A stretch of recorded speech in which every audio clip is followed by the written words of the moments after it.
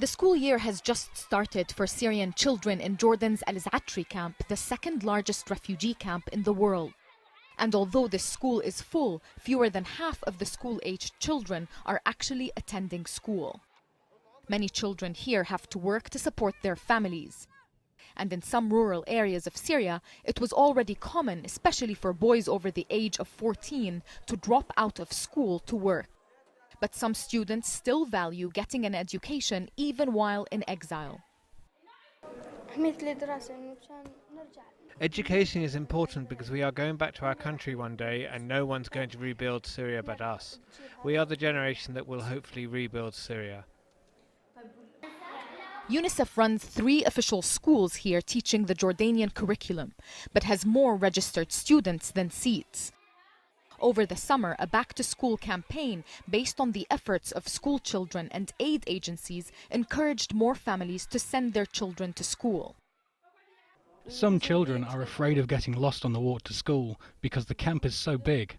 Some had dropped out of school in Syria a long time ago. Some have to work to support their families and transport water to their tents, and others are afraid to be beaten by teachers. And some families don't send their children to school because that gives them a sense of permanency in the camp that they don't want to feel.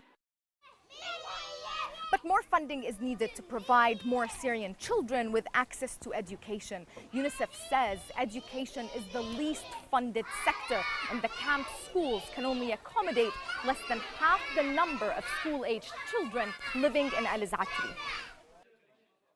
UNICEF has only received a third of a $45 million appeal to fund this year's emergency education program. The most pressing need now is for $11 million to fund urgently needed school supplies, build new schools, and train teachers. In some cases, there might be donor fatigue. For now, we have seen a very good donor response, but we are definitely, worried that next year, for instance, we are not sure how the level of funding will be maintained. The plight of these Syrian refugees could be one that drags on for a while. That's why aid agencies feel funding education is important to prevent the loss of a generation of young Syrians. Nesreen al-Shamaili, al-Jazeera, al-Zaatri camp.